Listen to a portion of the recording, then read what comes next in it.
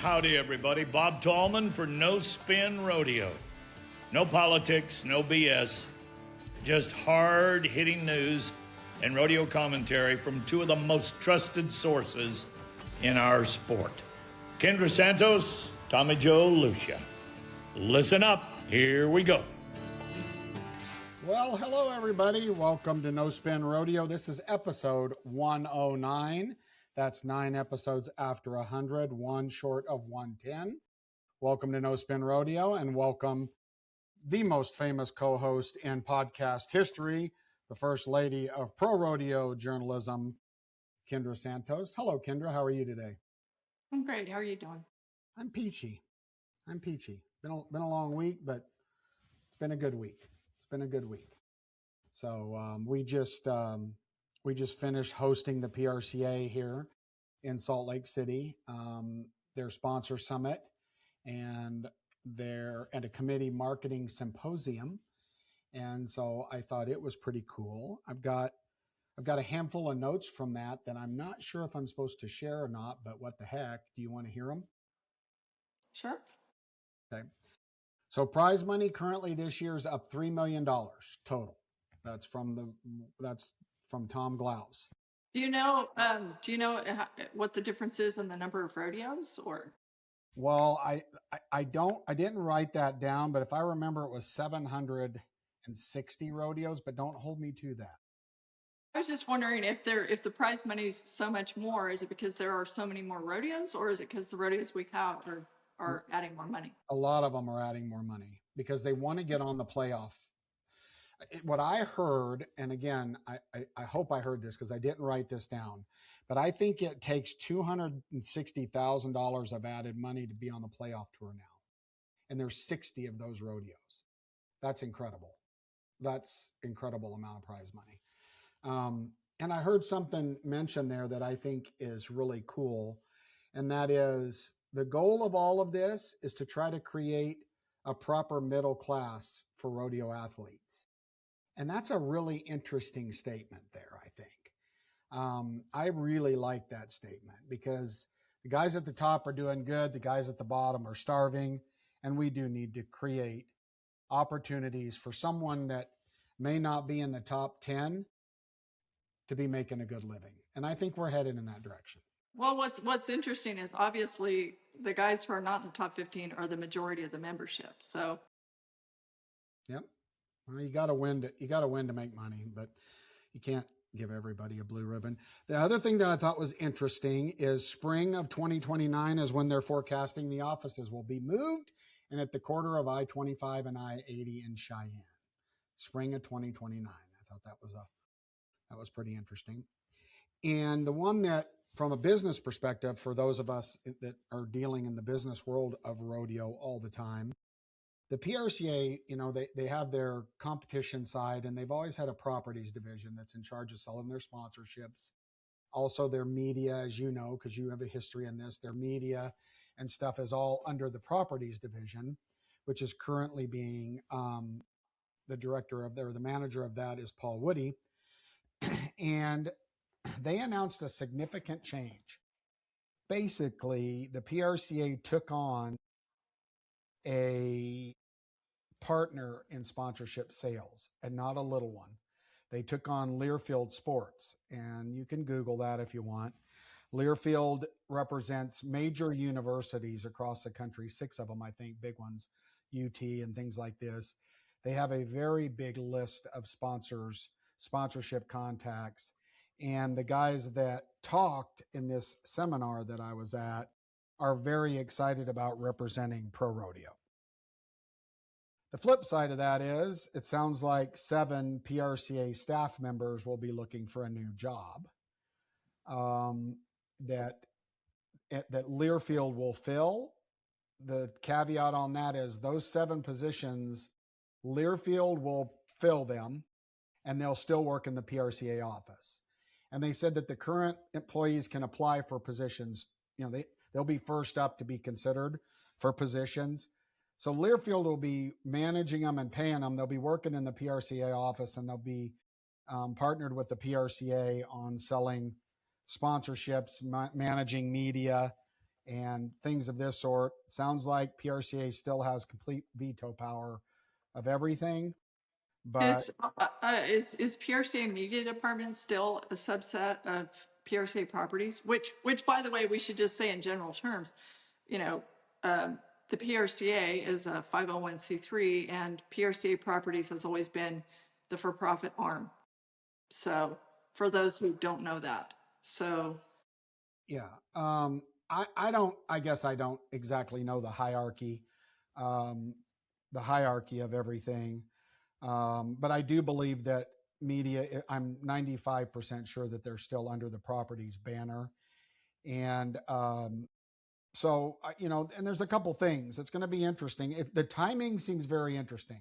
What a terrible time to do this 3 months before your Super Bowl or the NFR. Like, I can't think of a worse time to make this big of a transition. Now, maybe there was reasons that they had to do it, but the timing does not sound great to me. The second thing is, sometimes the PRCA struggles with what they can sell compared to the committee's inventory and the national inventory. And there's always arguments about that. So it's going to be interesting to see if Learfield has clear directions on what they can or cannot sell. And how much of that bleeds into the personal rodeos and the inventory that they think that they need to sell to make their rodeos work. So I thought Learfield they're credible and they're good. I mean, if they go in and get a credit card company or something, you could talk about a really major non-endemic sponsor coming into the sport through Learfield. And if that happens, that just helps everybody. So do they work on a commission basis? Is that how that works? I don't know what the deal is, but they're the exclusive representation of PRCA, national PRCA properties now.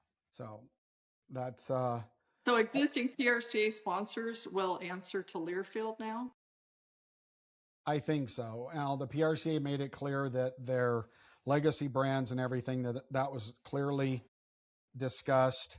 A question came up and said, well, should some of us that have been sponsors for a long time be concerned about our inventory? And the answer was maybe. So it's gonna, just like normal, right? There's no smooth tides in the PRCA waters ever. So we'll see. I mean, look, it's from a business perspective, makes a lot of sense. Timing doesn't make sense to me. And if they do it like they've done other stuff, the PRCA, and really haven't thought this through and documented everything, right, to make sure that they didn't have conflict, then I can see troubled waters ahead. So just curious, when you say from a business perspective, it makes sense. Just curious why you say that. Well, why just because they have relationships and a much bigger Rolodex. And for those of you kids that don't know what a Rolodex is, they have more numbers in their iPhone that connects to bigger players. And they will open the doors for pro rodeo partnerships that haven't been opened in the past. That I'm sure of.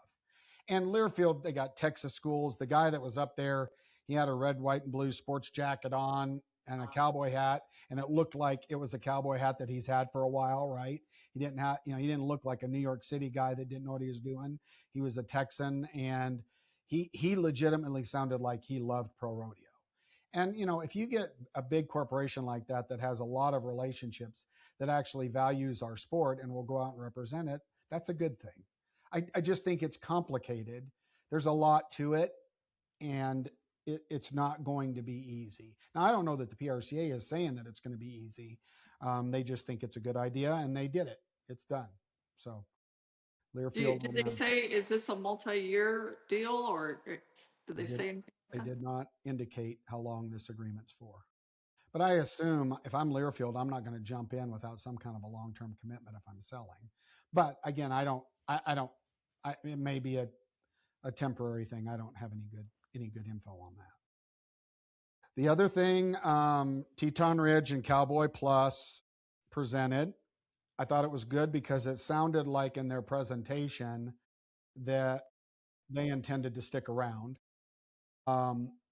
They did show off that they're changing the Cowboy Plus app again, but the new app is really cool.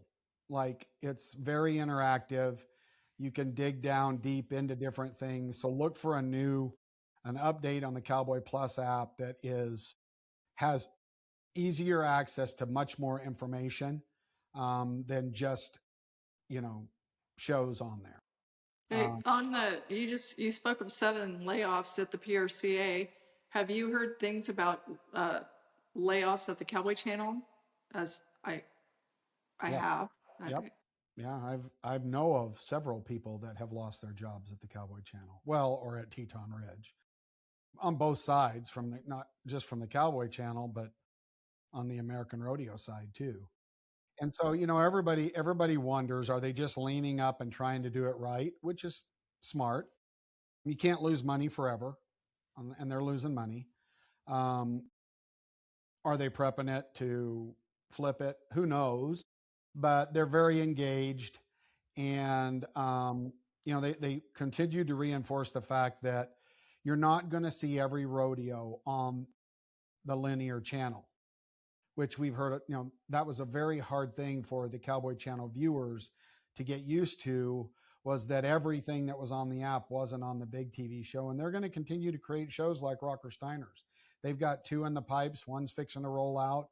They're going to continue to do that, put the bigger rodeos on the linear platform, and continue to do, it sounds like, varied programming on the linear channel. And then if you're a rodeo, rodeo nut, you can get on the app and watch everything you want, as long as they deem the quality of the product is good enough to be represented. And Well, people like me dumped the Cowboy. I dumped the Cowboy Channel from my monthly package, and I watch things exclusively on the app now, which, I mean, it's really easy to watch it on your big screen TV or whatever. But yeah, but you're different. You want to see every rodeo, every run. The non all the time consumer likes that other stuff. It helps tell the stories about cowboys that you tell all the time on your pages. You said that there are 2 of these shows in the pipeline. There better be 4 at least, because they sent 2 people to my house for 7 hours the other day working on 4 different projects. So you're saying that these shows, like Hell on Wheels, or like they've announced that they're doing like a show on Dean Thompson, for another example, they're going to do more of this storytelling. Is that correct? That's the direction. Mm-hmm. Yeah, and I think something on Shad Mayfield's comeback, stuff like that. And it's storytelling, and it's good, and it's needed. It might bore you because you just want to see what old Charlie did on his 4th steer. Don't speak for me. Well, I'm just saying it might bore you. I didn't say it would. It might, but it is probably targeting a younger and a bigger audience, and the bigger audience that we have, the better off we are, in my opinion. Well, you're kind of cracking me up, because telling stories, that's what I've done for the last 40 years. So for you to say that would bore me is like, dude. Well, that's true. Fair dish back. That's true. I'm just saying, it amazes me at the amount of people that would sit and watch rodeo after rodeo after rodeo after rodeo on Cowboy Channel. And I love rodeo, but I'm not watching 24 hours of 600 rodeos. Right, but it's kind of like going to the movie theater, or what's on television these days is a very low bar. So you got that what right. What else are you going to watch? The reruns, or no. And of course, Las Vegas Events did their presentation. 30 hotel partners. Nothing really big in, I would say, big in their presentation. I would say that it's life-changing as it relates to the NFR. And I think this has been announced, but I don't know. The icons are Bob Tallman and Fred Whitfield. Did you know that? Yes. Yeah.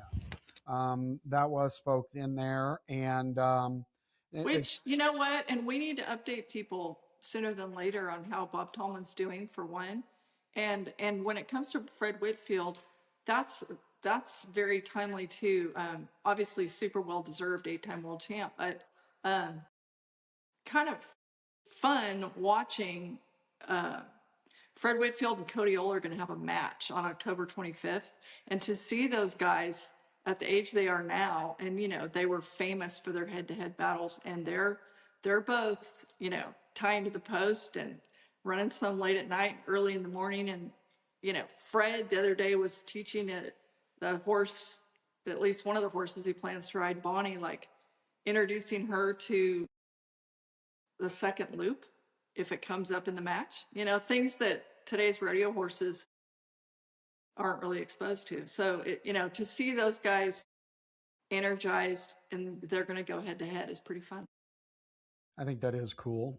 You know, interestingly enough, I wanted to clarify something from the last episode, having lightly previewed the comments on our discussion about the first guy in a rough stock event being at a disadvantage.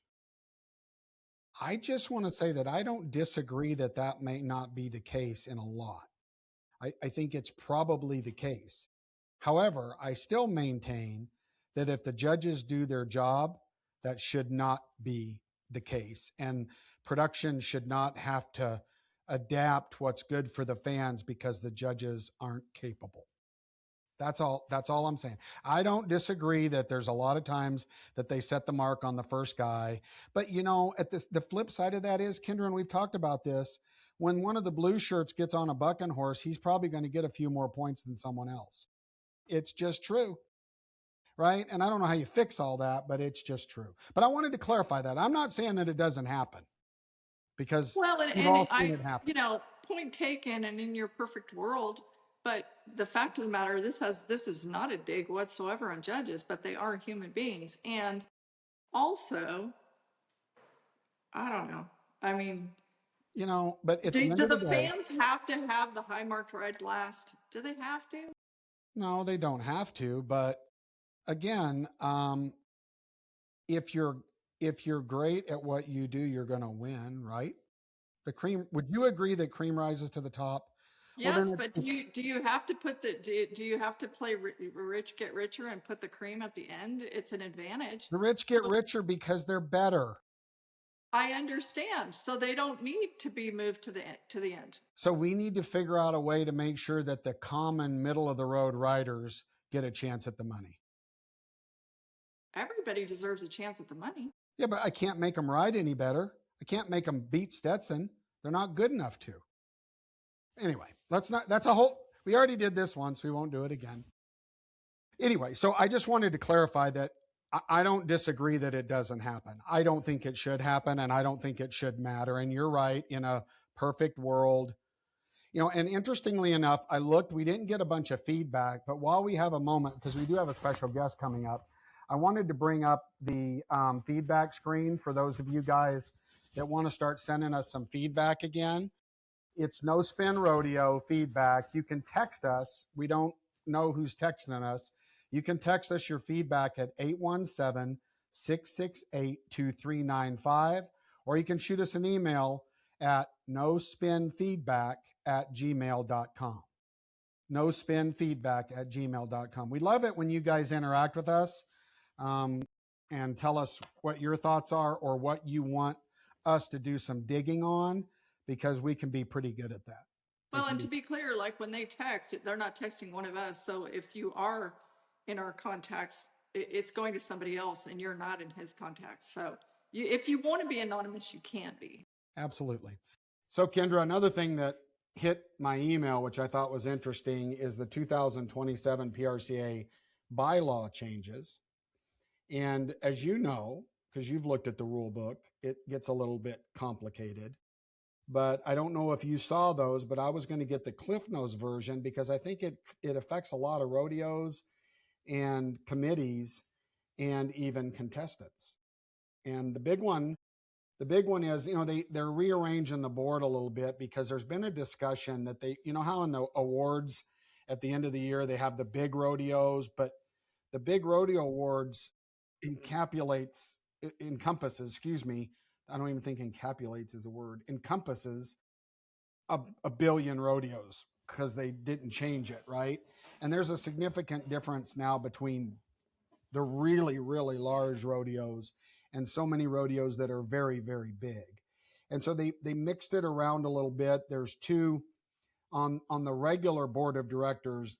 There'll be one representative from the executive council, the committees, that's 60 grand and below rodeos, and then a 60 grand and above. So two positions on the board there. And then in their executive council, they've got a position now for 75,000 added and above, which I think it could be 200,000 and above, but it doesn't matter. 75, it's a move in the right direction. The other But now, wait. Are you saying that there's an entirely additional, there's a whole extra committee rep on the board? I don't think there's an extra one. I think they reshuffled how you qualified for a seat. I don't think they added a seat. That's not the way I read it. Now, the other thing as it relates to rodeos and rodeo committees, and then we'll get into the big one for Cowboys, is that if you're starting a new PRCA rodeo now and you do an application, the minimum is $2,500 added per event or discipline. That's the minimum. Now, there's rodeos out there that currently are less than that, and they basically, Kendra, have a 3-year window to get there. Does that make sense? If they're adding 1,500 now, they're giving them a pass for 3 years to get to 2,500 as the minimum. So. Okay, and please tell me that it also says equal money in the team roping. I didn't read that. But it also doesn't say you have to have breakaway. So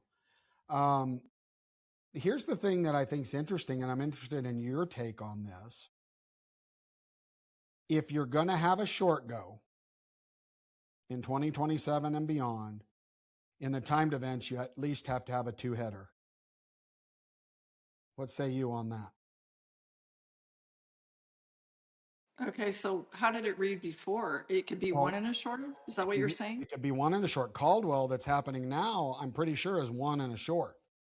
Now you have to have a 2-header if you're going to have a short go round. Who proposed this and why is my first question. I can't say that I actually know the background of any of that. I mean, being a timed eventer like you are, I would think you might know why someone would push for that. But if you're going to have a short go, you can't have one long round and then have a short go in 27. You got to have a 2-header and then come out of that. Does that go for all events? No, just timed events. Timed events. This doesn't affect rough stock. No. Okay, let's try to follow up on that. I'm curious as to who proposed it, because that's going to tell us where this is coming from, what it's trying to solve. This is news to me that this is happening. I've never heard anything about this. So I don't know what they're trying to do with that. Yeah, I mean, and it affects several rodeos. I think Caldwell's one. There's several rodeos that have one long round and a short go, or have traditionally, that we'll have to adjust. So that's a big deal. You know, and I would assume that means you either have a lot more cattle and have a lot more slack, or you're able to restrict your entries, one or the other, right? I mean, you know what I'm saying? I mean, if you got to have, you know. Okay, and my next question is, what do you do with a rodeo like, say, Cheyenne, that has like an unusual format? I'm just reading the approved bylaws I'm giving you the Cliff Notes version. And again, I'm not an expert at this. We may get corrected, but I'm telling you the way I read it, and we'll do a follow-up on the next episode. We'll follow up on this and find out if we can see what the motivation was and stuff. It's obvious the motivation for the minimum amount of added money. The motivation on the committee placement is that there's so many large rodeos, really big rodeos, and really big rodeos have a separate set of problems than even big rodeos. Does that make sense? There's just it's a different whole set of things you have to deal with. And it's very hard for every rodeo to live in the same set of rules as another, because whether it's parking or, you know, what your goals are, you want everybody in town. It's just different. And I think there's an effort to try to adjust that. It sounds like historically we've had small, medium, large, and it sounds like basically, well, but you're saying we're not adding a category, but it's almost like, do we need a small, medium, large, and extra large? That's what I think.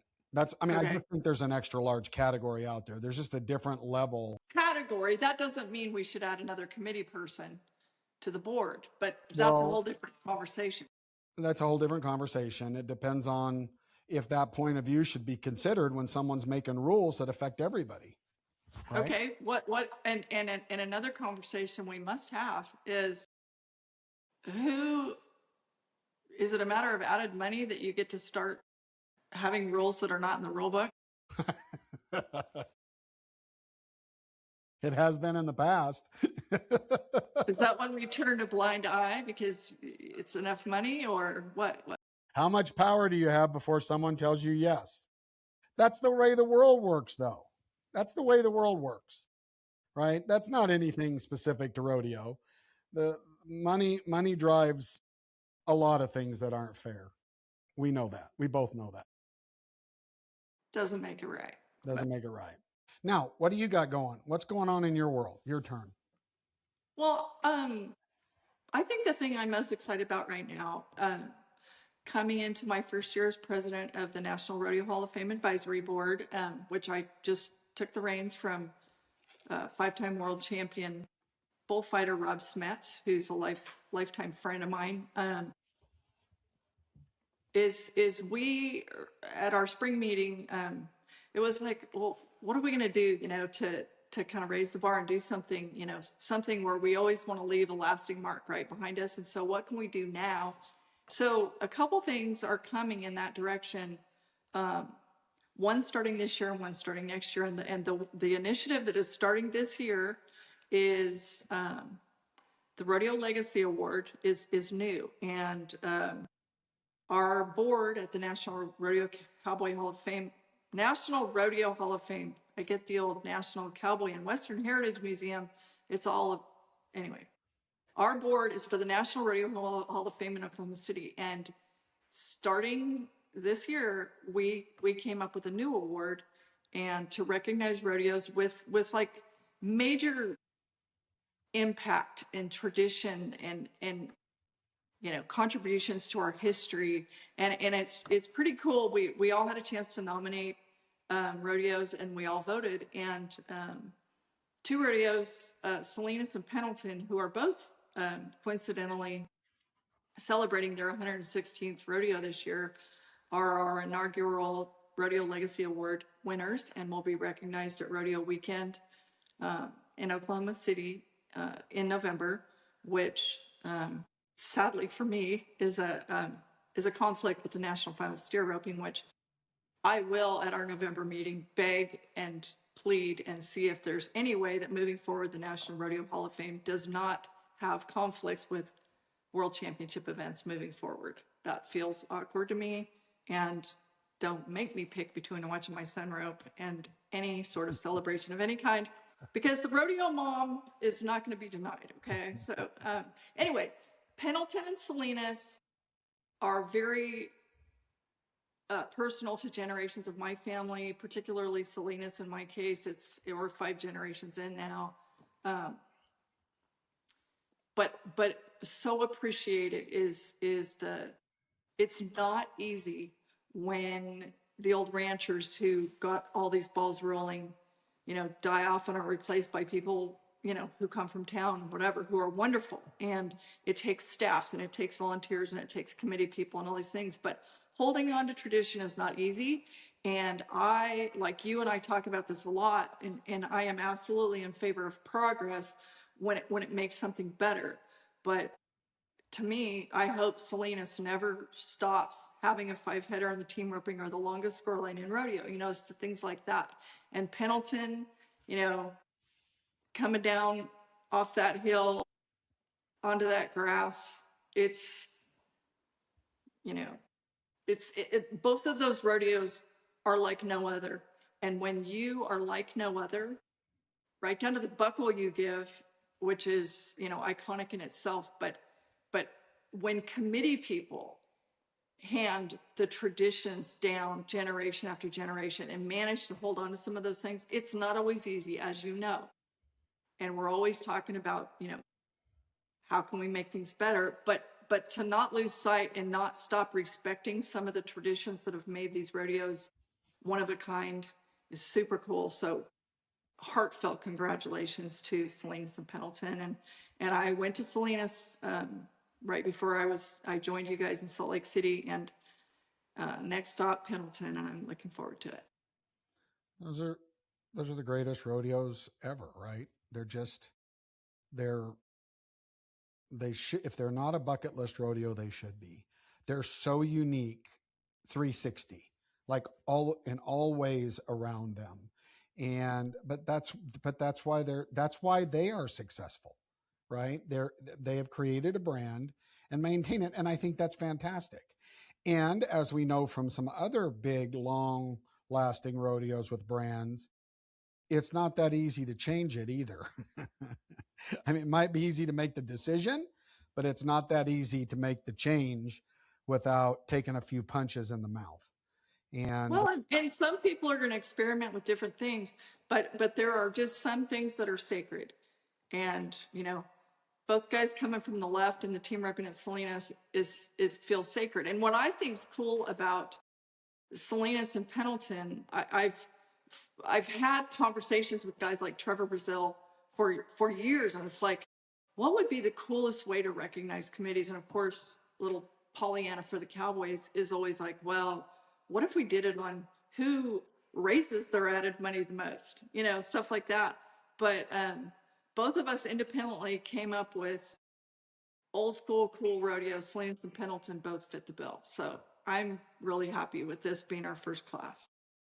Well, speaking of Pendleton, we have just invited into our studio a longtime friend.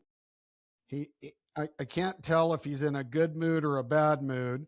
I've known him and my family have known each other back when he was much more handsome than we both are today. Ladies and gentlemen, welcome to episode 109, a famed cowboy. I think that's probably what he would like. No? Well, then let me finish my intro. Then you tell me what I should have said. Pickup man, long time cowboy, and very respected man in our business. And we're tying this back to Pendleton because we're going to have a discussion about Pendleton. Welcome to the show, Mr. Billy Ward. Hello, Billy. Hello, Tom. Thanks a million. Appreciate it. Hi, Miss Kendra. Hello. I got to ask, are you like reclined in a recliner right now? I'm sitting in my chair. Yeah. It's kind of nice. Air conditioning's on. You have your feet up too. I can tell by your body posture. Anyway, yeah, I glad do. You're comfortable. Glad you're comfortable. Thank you.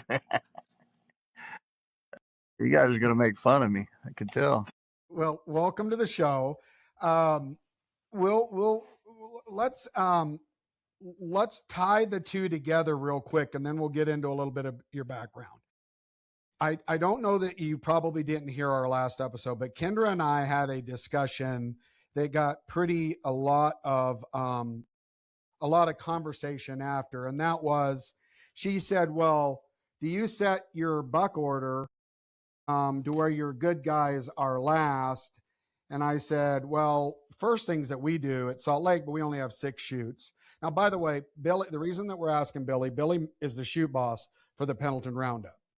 And there's a couple significant differences between Pendleton and, for instance, the Days of 47. We have 3 rights and 3 lefts. Billy, how many rights and lefts do you guys have at Pendleton? 8 each way. 8 each way. So double the amount. Now, remember, if you're not a big-time rodeo guy, the lefts and rights are which way the animal exits the chute. And that's what they get used to. They buck. They can be in the front or back all the way up. But anyway, so the long story short, because we're gonna find out from an expert, because I did get word that Pendleton. So I'm gonna ask the expert who manages this, that you guys draw your buck order for your long round. Is that true? No. Every morning, like we have to wait until 11 o'clock to set the buck order because of walk-ups. And so I'll sit down with the primary stock contractor, which the last few years it's been Wade Sankey, and before that it was Keith Barrington or whatever. And so we sat down, and those guys pretty much set the buck order for the day. And most of the buck order for the day is based on whose livestock is out every day, because it's pretty hard to get around there at Pendleton. And like there's some chutes there at Pendleton that don't have flank boards on it. So what we try to do more than anything is to set the horses up and the bulls up to where a guy gets to flank like 3 or 4 of yours in a row, because there's so many different guys or whatever. And I mean, we do really have a buck, or I mean, not a buck order, but you kind of pick and choose a little bit about, whose horse is going to be the start horse and who's going to finish, and when you get those good NFR horses or whatever, and you got a good matchup, you try to make that happen. Not going to lie.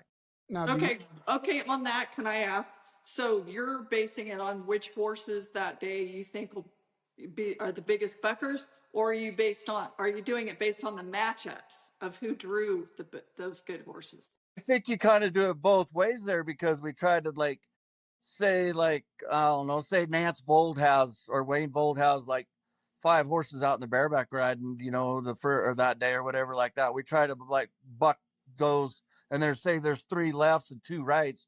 You try to start with those 2 lefts or those 2 rights or whatever like that, and then go back and get those other 3 or whatever, so that it's easier for those guys. Because usually at Pendleton, we still have to have horses that roll in, because they usually buck about 20 to 22 a section. So I can't really say that it would be based on cowboys or horses. It just depends more on the number of the stock contractor that has the animals out that day. Now, do you think at Pendleton that it's a disadvantage to be the first gunner out? Okay, so I started this the first year. This was in 2015. The very first bareback rider, if he nods his head and the gate comes open before Wayne Brooks counts down 1, 2, 3, let her buck, I paid that guy $100 out of my pocket, because I felt that made the rodeo start off with a bang. And I was taught by a guy that, man, if you get it going right off the get-go, you can have some lax moments in there and nobody will notice. And then after a while, when that got going a little bit, the committee found out that I was giving them guys $100 bill if they nodded. Then they started doing it. And so I've seen guys be the first gunner, make it back to the short round, and I've seen the last guy too. I don't think it really, I think it just depends on how you want to play the game. Kendra, follow up on that? Well, I want to take a step back. How many times did you pick up the NFR? 7. And how many times did you pick up at Pendleton? 15 years. 15 years. And which year did you retire from picking up? 2014. Pendleton was my last rodeo. I got you. Why did you decide for Pendleton to be your last one? Well, I was fortunate enough there that I had some really good committee contracts. And that was my last committee contract that I had. And they offered it to me, and I'm like, no. And the next year, and I'll just tell you, I was crippled. Like, I got 2 new knees the next year and just new hips, and I just couldn't do it anymore. And I wasn't doing the job that I wanted to be getting done, to tell you the truth. And so I just said Pendleton was it. And I didn't put in for the NFR that year, nothing, because I've seen too many guys use that for a pity vote, and that pisses me off. And so I didn't do it. And that was the last one I put in for. I have a question about picking up there. Like, my timed event cowboy friends, they've always told me, like, the grass at Pendleton is be respected but not feared. Is that the case when you're picking up there?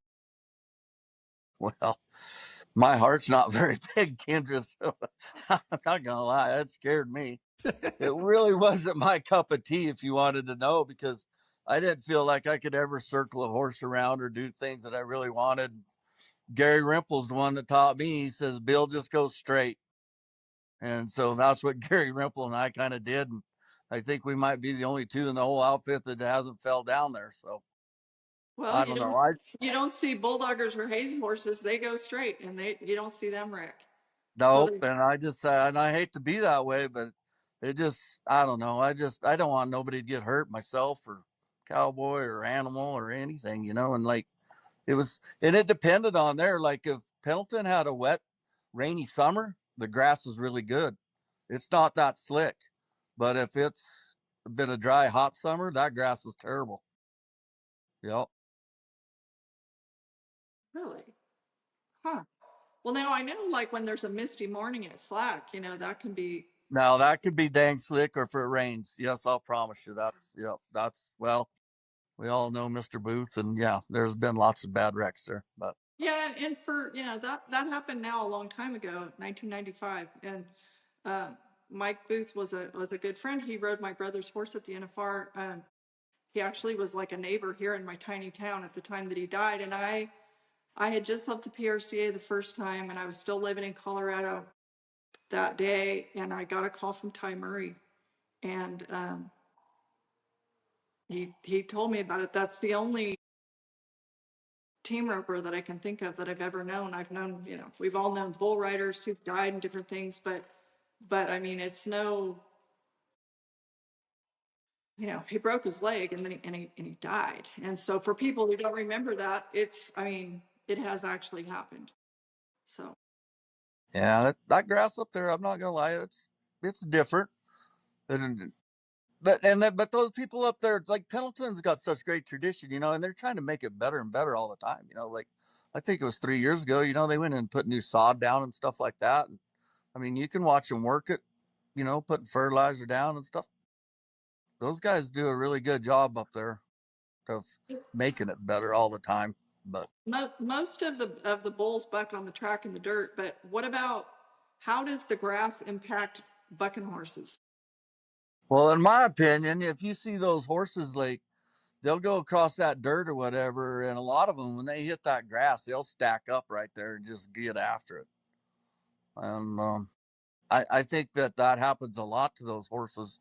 It kind of scares them a little bit, and they will just stack up right out there. But I don't know. And then some of the bulls, they kind of do it too. They don't get across there very often, but they will. But I don't know. The Pendleton is just a very unique place, and there's not another place like it, obviously. But I can't imagine when they used to have the college rodeo there, how that would felt to be at college and rodeoing out there on the grass. Cause scary enough at the big one, but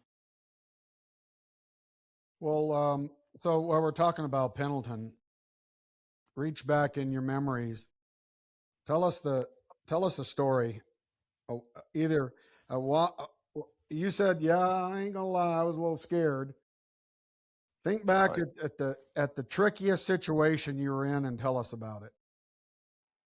the very first year that I went there was like it was 9/11, and well, 9/11 was Monday morning of Slack, right? So anyway, we're there, whatever, and we got to be sitting there the first day we were picking up, and I know it was in the bronc riding or whatever like that, and just going along pretty good. And you happen to look up, and there's a lot of people that set out in the arena. And there's a lot of photographers and cowboys and stuff, but you kind of know the cowboys, and they know you pretty good. But I don't know. Gary Rimple said, "Don't ever pull up, just run over them."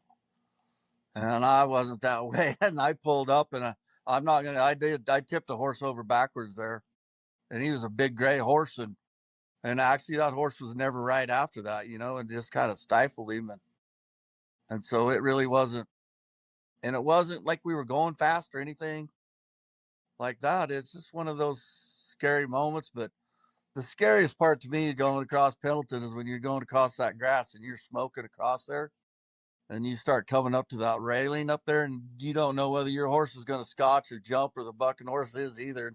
You kind of get to sliding and skidding around there, and I don't know. It makes you want to sit down and just kind of lope around there. Probably My makes job now is way safer. I'll put it that way. Those guys do a great job that pick up there now, and yeah, they're good hands and they know it, and know how to handle every situation. I want to talk about horses because I know that I'm guessing that a lot of, at least headers, maybe people looking for hazing horses, steer roping horses,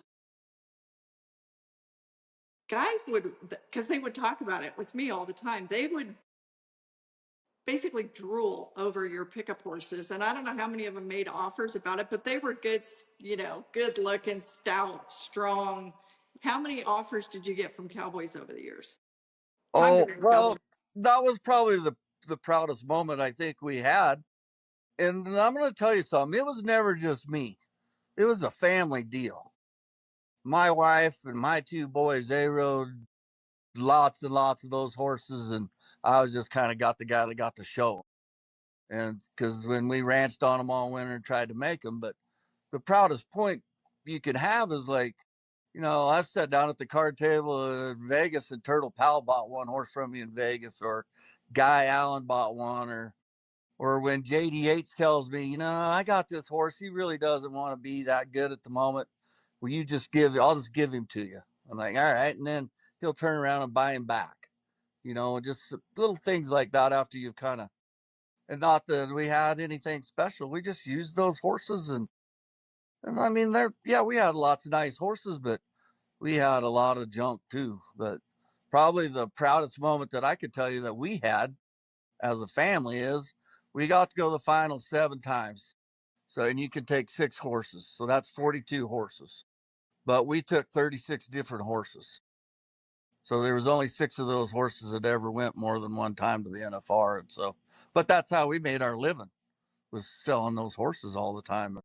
And like I say, it was just not me. It was my wife and my 2 boys rode lots of them, and whatever we thought was the best those weeks, that's what we took. What makes a good pickup horse? Is it anything any different than any other kind of using horse? Well, if they're broke to ride, you should be able to do anything on them you want to. There's just some of them that like it and some of them that don't. But I mean, speed's handy. I'm not going to lie. Like, I got lots of friends that got lots of fast horses, but I always thought the only place I really wanted that top end speed would be like Pendleton or Cheyenne. But for the most part, if your horse had like 2 or 3 quick steps, like when you're in Dodge City or you've been to all them rodeos, Tommy, I mean, they're not great big arenas, but if you just had 2 or 3 quick steps and you could beat them and knew how to use the fence as your friend, but there was just some horses that liked it and some of them don't. And some of them you had to make them do it. Some of them, they did it, but I don't know. We just tried, and we got into with an outfit there in Laramie, Wyoming. Actually, their horse sales this weekend is Bath Brothers horses. And like over the years there, we'd go get it. We had a little over 200 3-year-old colts that we took from those people and we rode, and that's what we picked up on. Well, Dalton, my oldest boy, and Denton both, and so I don't know if you could really tell what makes a good pickup horse or not. And I guess I kind of go back to what Harry Vold said one time. We were sitting in a golf cart, and I think we were in Fort Smith, Arkansas, and this reporter come up to Harry and he asked him, he said, how do you know if you have a good bucking horse? And Harry said, when I quit putting him on the truck. And that just rung true with me, So, yeah, but you were known, I watched when I was younger, but you were big, you're still big, stout, reach down, grab a guy by the back of his hair and set him right back up on top. And there's a difference. There's a difference in the way guys pick up. Like, you come riding up, they better get a hold of you or learn a lesson. And that's just different now. I'm telling you, they're just different now.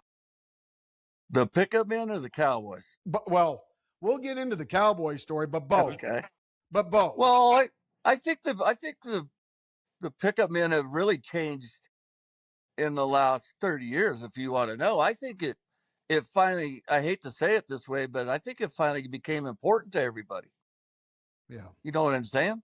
Yeah. Instead of like, I mean, when I first started picking up, there were people like, oh, dude, I got this horse. You need to pick up on him. He'll crash you into anything.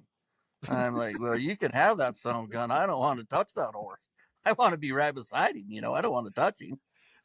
And that's just the way I felt about that. And that was kind of my philosophy. And And I was very fortunate when I got to get started in it.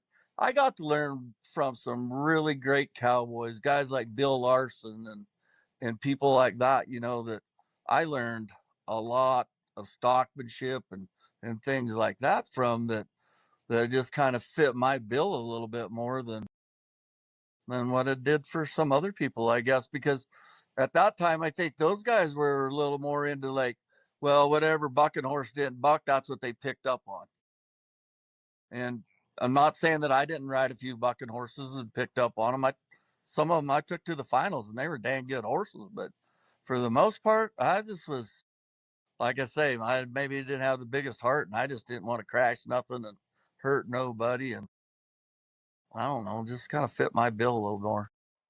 Is it harder to pick up at the tiny Thomas and Mack or at a Pendleton Round-Up? I'd pick up Thomas Mack all day long. Pendleton, it's not just for the faint of heart there. Like, every section you got to change your horses because they run out of air pretty good. And it's not that they couldn't handle it to run the whole section at Pendleton, but man, it just takes so long to cool them off and things like that. I think that's something that a lot of people didn't understand is, my boys, Marlowe or whatever, I mean, you run at 7 or 8 broncs and then they would walk those horses for 30 minutes so that there was some longevity in those horses instead of just jerking all the guts out of them every day and every day. But Thomas and Mack, in all honesty, if you can ride your horse in the left-hand lead or a right-hand lead, you can pick up there. I mean, it's just like, but the easiest thing in the world too is picking up a bucking horse. One that bucks can't get away from you. One that runs, they're hard, You And I you think, gotta you gotta do a shout out to the pickup chicks. oh yeah, the pickup chicks, they're freaking awesome. That band's kind of disappeared a little bit. They're all getting agey too. But yeah, no, the pickup chicks, they were great, but because they switched horses out for us and things like that. But I don't know, like Thomas and Mack, I don't know how many Thomas and Macks could you put in Pendleton? Quite a few of them, 4 probably, or more. probably real easy, that.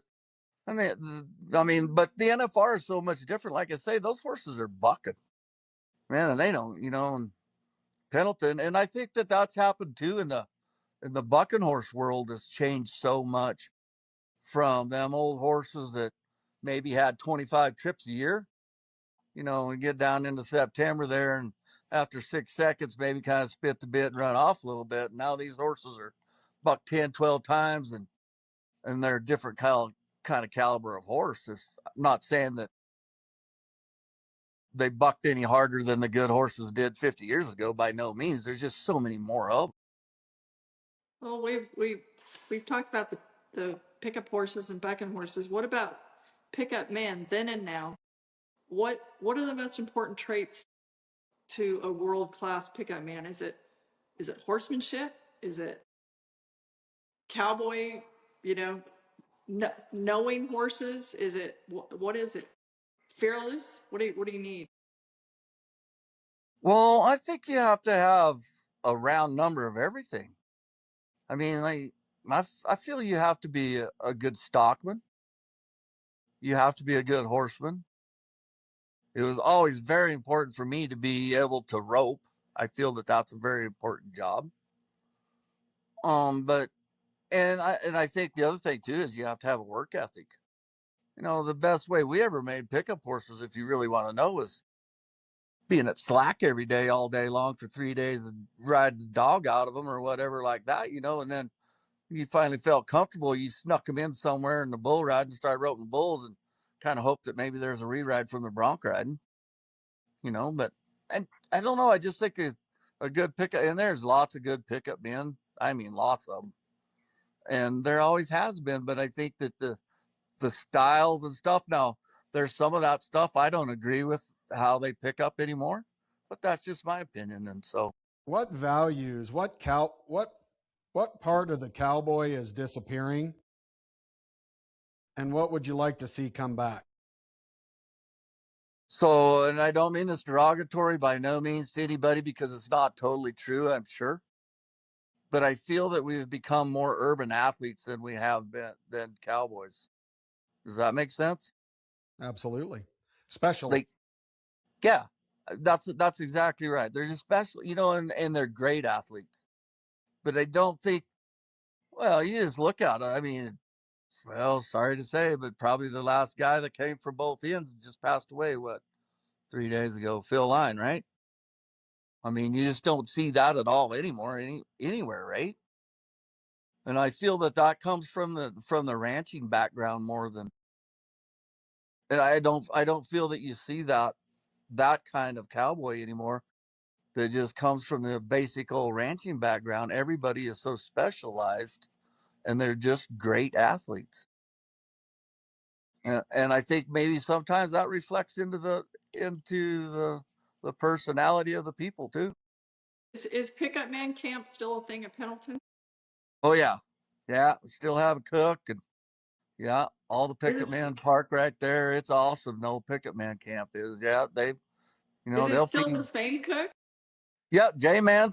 Or Mhm. he did last year. Yeah, and the only thing that's kind of turned a little bit is the committee there in Pendleton have really stepped up, and actually they started pretty much supplying the food that he cooks and all the beverages, and there's plenty of them. But Are you still welcome in the pickup man camp? actually, I get to park right in the middle of it. I'm like their co-leader. Me and Bob Marriott, we're kind of their co-leaders. It's cool though, like campfire. It's old rodeo stuff. And what's cool too, when we talk about like different eras or whatever, back in the day, not only did a lot more guys work more than one event, but they stayed in town. They stayed at one rodeo all week. And Oh and yeah, that we see that at Pendleton still. yep. And that's probably the hardest thing for like me was when I quit picking up was seeing all the people, like, well, like the year that Tommy went for Hank Franzen when you were clowning for him. We were what?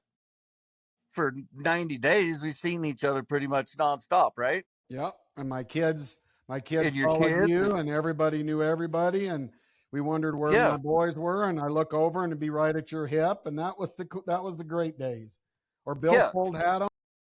yeah, or like, I don't know, like I could remember going and have the rodeos at Harry's where you're there for a week or whatever like that, and we sat there and with your dad and rigatoni or whatever, and just, I don't know, and the people that you got to meet, and we got to know the committee people really great because you were there for a week or whatever. And I kind of feel bad for the Cowboys in that respect that they 2 a day or whatever like that. They never get to hang out with them guys and get to know the people that, because it's a double edged sword. I know it's a double edged sword, but if you either do you get the Cowboy first or is the committee first or you know what I'm saying? And so it's just, I don't know. It's You just, got one edge of the sword on each side of your face right now. you're exactly right. I'm not lying. That's the way it is. It's kind of like the chicken or the egg, right? But everybody needs each other. We all know that. That's the whole thing. If you don't have one, you don't have the other. And it doesn't matter whichever side you want to start with first. Well, we But probably don't want to pick sides. We probably want to work together as best we can. well, I think that's the whole thing, and you look at the new things that these committees are doing, like the money that they've come up with. And I mean, they're making it to where you can really make a living rodeo now. What they say, what Farm City had there? Hermiston, 61,000, the biggest rodeo now, outdoor rodeo, Yeah, they did. more than They did good. Pendleton. Yep, they did good, and their added money is big. They're doing great, and Yes. just like I told Kendra, the pro tour, I think it's $260,000 is the minimum added money to be one of the 60 rodeos on their playoff series, right? I say pro That's a tour. lot of money. That's a lot of money. Yeah. I mean, but I think, and I don't know, and I don't go lots of places like you guys do or whatever, but man, it still kind of seems to me like the crowds are still good if you have a good production. You know, I don't know. I don't Crowds know. are good. Just Rodeo's good, and everybody has their own opinion, just like you do. Some people want to go eat Mexican food, and other people would prefer a burger. right. Everybody's got their own opinion on what's great. Um, but at the end of the day, right now, Western Lifestyle is doing well, and things are growing, and we just got to make sure that we're representing ourselves well so that the next generation wants to buy a ticket, right? So that was another old thing that Harry told me one day. We were driving in somewhere, and I can't remember where we were at. Him and I went to breakfast or whatever. We were coming back. He's like, "You see that boy over there taking tickets?" I said, "Yes, sir." He says, "Never piss him off." I said, "What do you mean?" He said, "I'll bet you 100 that his dad is on the committee, and his dad is making him down there taking tickets right now. And in a few years, that guy will be your boss." and and you know what? From the first time I went to Pendleton, all those guys that are on the board up there now, not all of them, but a lot of them were kids then, and now they are my boss. And it's fun, you know. But That's cool. That's cool. Well, we appreciate the time, Kendra. I'll let you hit him with one more, and I'll hit him with one more, and then we'll let him turn the massager on that chair and go ahead and close his eyes and take a nap if he needs to. you never know. Okay, so like Harry Vold, Cotton Rust, or Benny Butler, they all had their way of running things. Great. Describe your style of shoot boss. What kind of shoot boss are you? Probably a piss poor one if you really want to know. I don't know. Like, I mean, I've watched old Benjamin Butler, and I've watched Ike Sankey. I never was around a cotton rodeo. I'm sorry. I mean, I knew who he was and got introduced to him, and I was around Harry. And I think that if you really pay attention, like Benny and Harry and them guys, they were more of like the old traditional style, like, well, Tommy would have to know this one too. Is like, you never told a joke during the bronc riding at Harry Vold rodeo. I don't care what clown you are. I don't care if you won the buckle. You did that, you're going to get a butt chewing from him. But I think that everybody's kind of figured out that some people maybe don't take criticism, or you don't want to hustle too much because then they're slower, if that makes sense.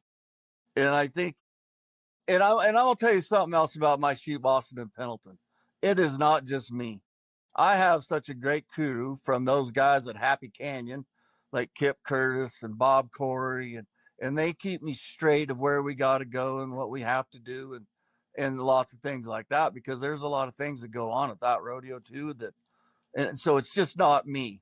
I'm going to tell you, like, those guys are straight up good guys, and they work hard, and they love their tradition too. But I think that the world of the rodeo has just changed so much from what like Benny used to be, or Harry, and even Cotton, and like, I don't know, it's just, But and it had to okay, have changed. It had to have changed for them guys too, from clear back to Jake and Elra, right? right? But okay, so just take Pendleton as an example, though. I mean, would it mean more to you? Like, I don't know what your walking orders. If you're being told, hey, Pendleton, part of what sets them apart is they're not afraid to have a few hours long perf, which I think is cool because it's nonstop action and so many different things to watch, and it's all cool. I love every minute of it. But like, are your walking orders like, come on, keep it moving, keep it moving? And is it more important to you to listen to whatever your walking orders are, because that's who you're answering to and working for, or does it mean something to you, the cowboy that you are, that Stetson riders eat Thurston are like, that guy's cool and he's a cowboy and he gets it. Like, if you Well, see something going on in a buck and shoot, you know if a guy's jacking around or if it's a legit issue and he's doing the best he can, right? You know the right. difference. Well, I feel the tie should always go to the runner. You know what I'm saying? So the cowboy should always get the benefit. But also too, if he screws around, then you got to say something. But like, if you want to know, like, the marching orders at Pendleton, it's two old past directors that every morning knock on my camper at 5:30 to have coffee to tell me how I screwed up the day before.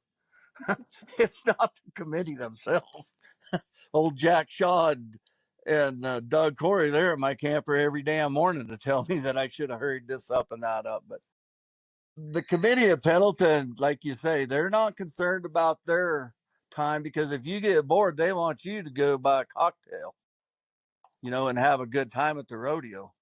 And so I think that I I think I do. I work for the committee, yes, but also I'm there for the Cowboy, and I feel that that has come from maybe my picking up experience, because you never got the jobs if you didn't take care of the stock contractors' livestock, but you never got to go to the good things if you didn't take care of the Cowboys and they voted you to go. And I feel that I have to do the same thing at that as being the shoe boss at Pendleton as I did picking up. Yeah, but you Maybe gotta I you gotta maybe I admit, didn't answer that question right, but well, you gotta well, with me, like back when I was running the shoots for the PBR, and especially if you got 16 head of bareback riders, let's say. Well, there's some of them in there that just came for the back number and to go to the bar. And you can tell what Kendra's getting at, and you know it. You can tell that this guy's crapping his pants. He don't want to nod. He wants to figure out a way to still get to go to the bar and look cool, but not get frapped. And right. you got to admit that those guys, when you walk up there, you're a little you're a little edgy. Now, if you know a guy that's proved himself, then you'll give him more leeway because you know he's smart enough to know he's better getting out of there and keeping that horse fresh, right? Well, and I think if you pay attention to the guys that win, they're not the guys that are in there. They don't want to be in there at all. They want to get outside and prove their point, right? Because especially, and I'm not cussing this by no means, but in Pendleton, you want to talk about some huge ass bucket shoots. I mean, they're big, and there's lots of room in there to get wound down in there. I mean, like, and that's the way it is. But I also feel, so this is where I feel that my crew at Pendleton is so good, is because like while you're standing there with the guy that's getting ready to nod, then these other guys are like standing down there at the next shoots that you're going to saying, like we're getting ready to go. And I stand there and I tell them guys, I said, man, you can't nod yet because they're still out on the grass. And if you want to know, that's what takes a long time at Pendleton. You dang near they have to almost be to the out gate before you can buck the next one. Because if you hit two horses out there and knock them down, then the rodeo is really going to go long. And so you just have to talk to those guys and talk them into it. And I think you just have to be kind of vocal to them, but be very respectful, but also have a little force to it. And them good guys, they know that. Like they there's just a difference, and you know what I'm saying. There's a You difference. can just feel it when you walk up to them guys. Yeah, yeah. Well, you've got three grandbabies. Um, quick question: Yeah. if your grandkids are sitting on the fence and you're sitting on a horse, what do you want them to take away from watching you, even if you're not on a horse? Because I've got small grandkids, and I can't wait to watch them grow up. But I've often thought to myself, what what do I want to teach them that they might not get from their parents? Anything on? Well, I don't know about your boy, but my two boys aren't that brilliant.